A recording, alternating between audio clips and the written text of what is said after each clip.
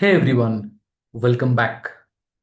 In last videos, we have seen how to code different agents in this agentic workflow. So in this video, we will test our LangGraph. We will also see some of the choices that we have taken while building this application. So let's start. So I'm on my main.ipython file. So let me execute all the cells. So here I have defined my LangGraph, which we have already seen in our last videos. So now this is how our graph looks like, right? We have all the nodes that we've already discussed. So now let's try it with a couple of examples. So this is our old example. Give me a list of customers from Sao Paulo state that made at least one payment through credit card. So let me execute this. So it has started its execution. Maybe it might take a few seconds to execute because we do have a lot of nodes, right? The user question has to pass through all these nodes.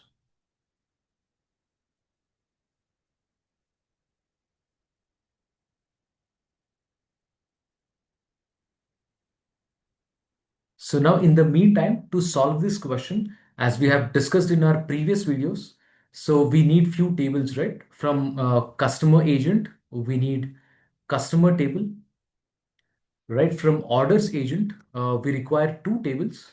One is order payment table, right? Because this table has payment related information, right? Apart from order payment, you also have orders. You also require orders table. What is the reason for that? The reason for that is orders table will act as a link between both of these tables. So now the execution has completed. Let's quickly look at the query. So now let's execute this. Right. So this is the query that we got. So let's go to our text editor.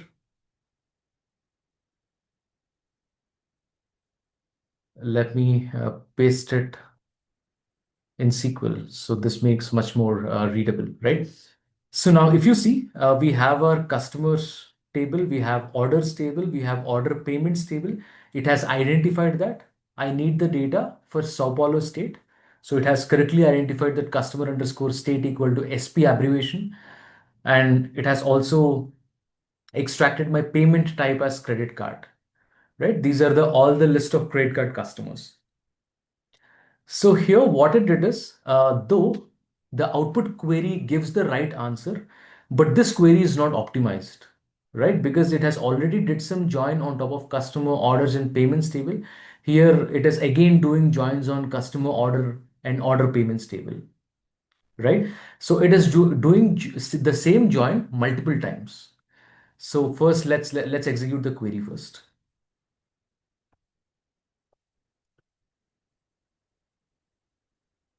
So now this is the output. So this is the list of customers from Sao Paulo state that made at least one payment through credit card. So the output is correct, but the only issue that we have is the query that it generated is not optimized, right? Okay, now let's try with another example. Yes. So now let's take some complex example, right? Let's take this question as input. So now for each state, I wanted to compute the average review score for all the orders that were delayed by more than 5 days, right? And the product price for the products that are part of those orders should be above the average price of its category, right? So include the states with at least 100 such orders. So and rank them from highest to lowest. So now this query requires joining across multiple tables, and this query is much more complex. Let's see how our agent will behave when we give this query as input. It might take slightly over a minute to execute this because we do have a lot of, I mean to say we do have a lot of nuances in this specific query.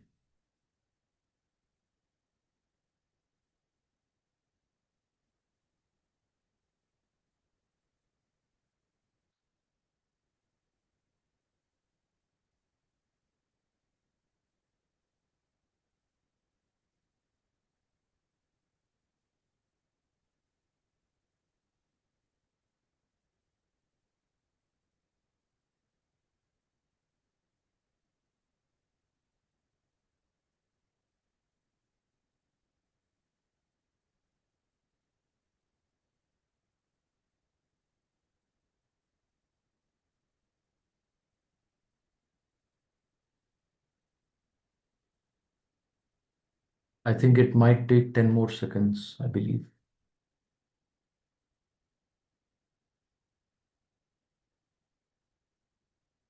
Yes, it is generating the SQL query. After this, we do have one more step to validate the SQL query.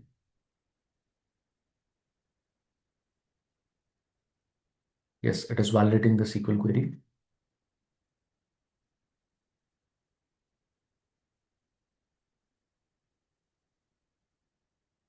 Yes, the execution has completed. It has taken somewhere around 1.5 minutes. So now let's see. Let's execute this and look at the query that it has generated.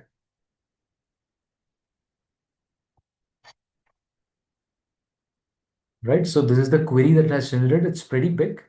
So along with this, let's also look at the final query. What do you mean by final query?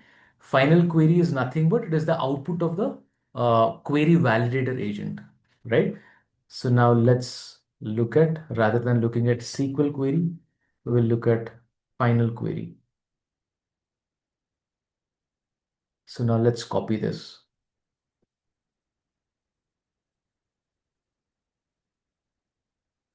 Let's paste it over here. Yeah. So now let's see. So at the end, what we want, first let's execute this uh, and see if we get some output or not. Yes, we get some output, right? So what we need at the end, we require the list of states and corresponding average review score for the orders from those states. So we only need to extract orders only that satisfy certain criteria. And what is the criteria? Those orders should be delayed by more than 5 days, right? And the products that are part of those orders, right? The price of those products should be greater than average price in their category, right? So we need to extract the states with 100 such orders. Let's see if it has rightly extracted all the filters or not. So now what we need, customer state and average review score. This is fine. So now here in the first common table expression, it is calculating uh, for every product category, what is the average price of that specific category? That's what it is extracting. So now here in the delayed orders, it is rightly extracting, it is rightly filtering this condition that the delivery date should be greater than, I mean to say, we only need orders that were delayed by more than 5 days, right? So this is where it is calculating that criteria, and the price should be greater than uh, average category price, and what. And I also wanted to include only states with at least 100 such orders, right? Let's see where it is uh, extracting that. Yes, here in the final, while generating the final query, it is extracting only the list of orders or the states with at least 100 such orders, right? So it has executed correctly. So I think it has executed correctly. It has filtered, it has captured all the right tables. It did all the right joins and also applied right filters, right? So everything is fine. So now let's look at SQL query output. This is the final query, right? This is the output of my validator agent. So now let's look at the output of my SQL generator agent. So this is the output of my SQL generator agent. Let's see if this is also correct. Right. So in the SQL generator agent, there is an issue, right? The issue is, so it has generated an alias called as OR, right? So for which table it has generated alias OR? Let's see that. Yes, OR, yes. For order reviews table, it has generated an alias as OR, which is wrong, right? It's a keyword in SQL. If we can't use all the keywords as aliases, it'll throw some error, right? So this is how a SQL generator agent generates the query. So what the validator does is it will scan through the generated query. It will see that if all the logic is proper and all the syntax is proper, it will generate the final query. So that's how a query validator agent or query validator node is very important, right? So if you remember for our first question, the query that it has generated is not very optimized, right? So the problem with this agent that we have developed right now is sometimes it is not giving optimized queries, right? Maybe it might take extra table or extra column. Maybe it might do a few more joins in extra, right? So in order to furthermore optimize the query that our agent generates, there are lots of design choices that we can make, right? First thing, we can either tweak the prompts in each of these query validator and query generator nodes, or if we want to especially focus on optimization, maybe we can add one more node that scans the query generated, right, to optimize if there is any furthermore possibility to optimize the query. So that's one more design choice. It depends upon a lot of factors. So yeah, I think pretty much that's it. So you can also test this agent with a lot of different queries. So now what we do is let's try to do a quick walkthrough of the different design choices that we have taken while developing this process, right? So let's go back to our Miro board. So while developing this, the first component that we developed is the knowledge base, right? So now let's quickly go to knowledge base. So now what we did while generating or developing the knowledge base, we have taken one line description for every table. Along with that, we have taken some random 4 to 5 rows from that specific table, gave both this information to LLM to generate some set of table description, column description, and sample values. Sometimes what might happen is the tables that we give it to LLM can be much more complex, right? For example, let's assume a specific cell or a specific column might contain JSON kind of values, right? When you say JSON kind of values, you will have lots of key value pairs in one cell, right? So while generating description for every key in that JSON cell, right, our LLM might struggle to get the context, right? There can be domain specific keys in that JSON object. So in that case, in such kind of complex scenarios, what we do is rather than just giving one line description and random 5 rows to the LLM, we include a RAG kind of structure, right? What do you mean by this? Along with the one line description, let's say we do have lots of domain related documents in the form of Confluence pages. So we chunk all those Confluence documents into different sentences or different chunks and load those chunks into something called as a vector database. So now, given this one line description of every table, you search this vector database, the sentences or the chunks that are related to this line, right? So let's say you extract some 5 chunks that are related to this description from the vector database. Let's say chunk 1, chunk 2, chunk 3, chunk 4, and chunk 5.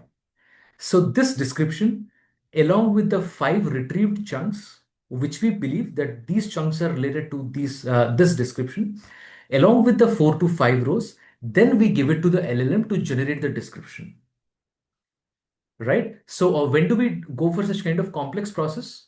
We go for such kind of complex process only when we think like the table that we have is very complex, right? For example, in this cell, rather than having a string, it has a JSON object which has multiple key value pairs.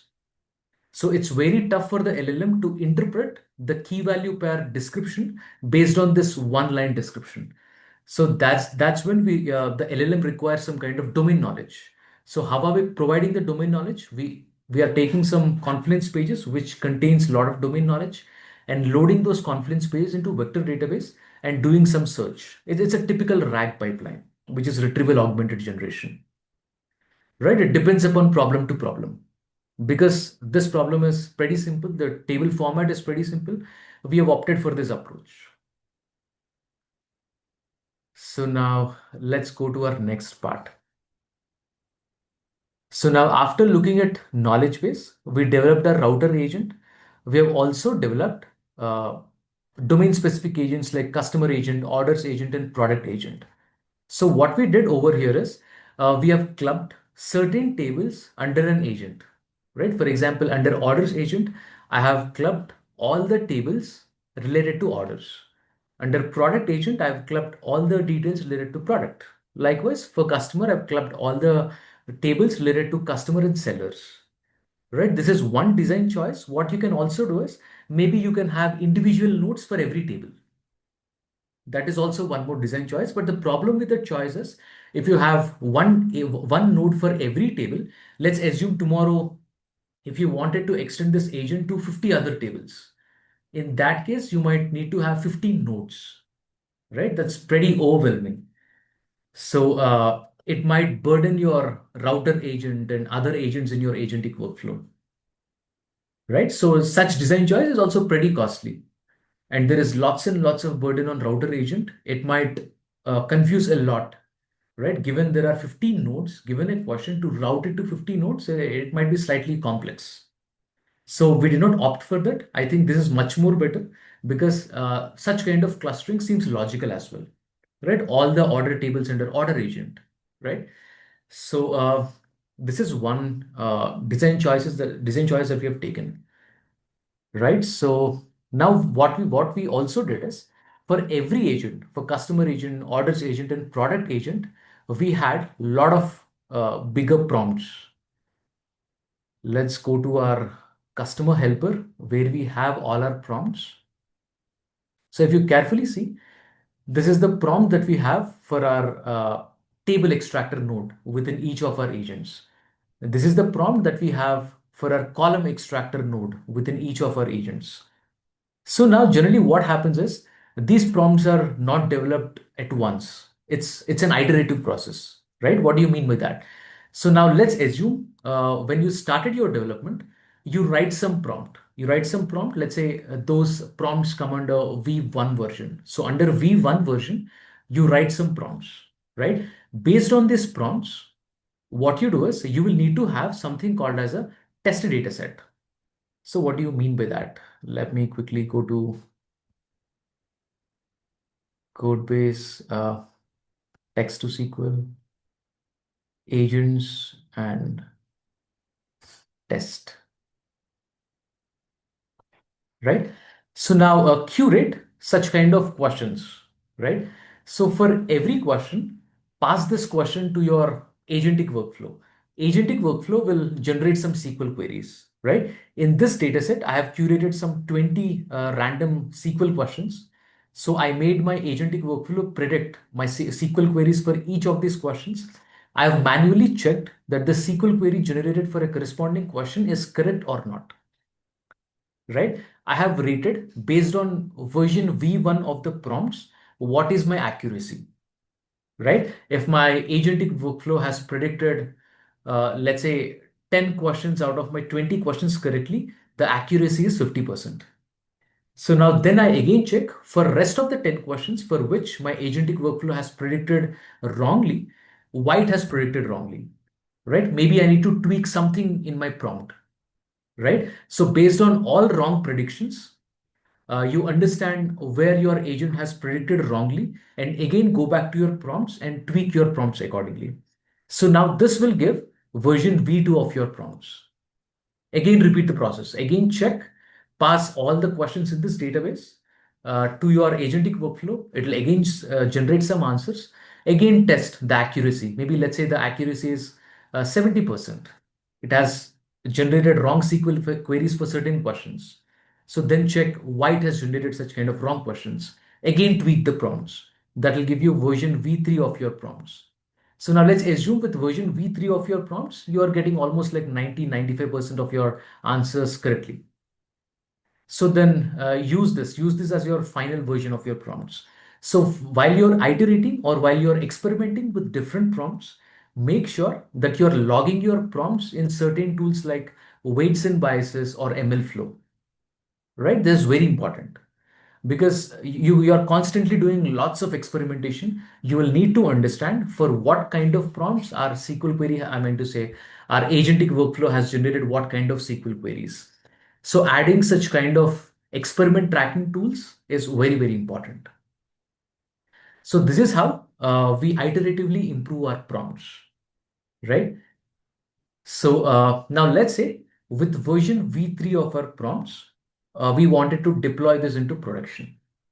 So now let's say you wanted to, to say your stakeholders for this application, let's assume are your internal stakeholders only. You're not releasing it to external stakeholders. So now talk to your internal stakeholders. Once you deploy it to production, tell them with a note that this is still version V1 of the application. There is scope for it, for this to improve a lot. So start tracking the questions asked by the stakeholders to your application, which is in production. You log all the questions asked by the stakeholders in a database. Let's say it can be a Hive database or it can be a simple MySQL database or anything, right? So now, once you log all the stakeholder questions, let's say stakeholders have asked some 1,000 questions in last 1 month. So for every question that the stakeholder have asked, so you have a query generated by the agentic workflow, right? This column has all queries generated by our application. So now you either need to manually check the queries, whether a specific query is correct or not, or you can also have LLM as a judge. Make one more LLM scan through each of these queries and say like whether it is correct or not. If a certain query that is generated by our agentic workflow is wrong, make sure the LLM generates the right query. If you think the LLM as a judge is not working properly, maybe you need to look at manually itself, right? For example, for a given question, it has generated query Q2. So now let's assume this query is wrong. You have manually gone through this query and understood like this query is wrong, right? So now you write the true query. So this is the true query that you write for question 2. Likewise, do the same process. For example, let's say for question 1, the query generated is Q1, which is correct, right? You replicate the same thing or you say that this query is correct, right? So for queries that are wrongly generated, you, append the right query in this table. So now after you gather lots of data, for example, let's say after you gather 1,000 to 2,000 question and query pairs, if you wanted to improve our agent, you can train a simple open source LLMs like Llama or whatever using such kind of data, right? You can train your simple open source models on such kind of data using something called as LoRa, QLoRa, or and different other techniques, right? Sometimes what might happen is while training such kind of data sets using open source LLMs, it might lead to hallucination sometimes. So after doing fine tuning, supervised fine tuning using LoRa and QLoRa for human alignment, or if you wanted to reduce hallucinations, you can employ methods like maybe DPO or let's say KTO or maybe even ORPO for that matter, right? So this is not, to say your agentic workflow that we have developed at this point of time is never a final version, right? There will be a chance that the query generated by your agent is wrong for decent number of times. Maybe if your internal stakeholders are asking somewhere around 1,000, 2,000 questions, it's okay if your agentic workflow is giving somewhere around 60 to 70% questions correctly. It's absolutely fine, right? But once you gather such kind of data set in production from your internal stakeholders, right, it's very important to add such kind of fine tuning and human alignment steps to increase this accuracy from 70% to maybe 85 to 90%, right? So never ever stop your agentic workflow by just at your LangGraph, at LangGraph stage. You need to use such kind of advanced techniques like fine tuning and human alignment to make your agentic workflow application much more accurate, right? So great. I think pretty much that's it from my side. I hope you like the series. If you really like the content, please like, share, and subscribe to my channel. See you in the next series. Thanks, everyone. Bye.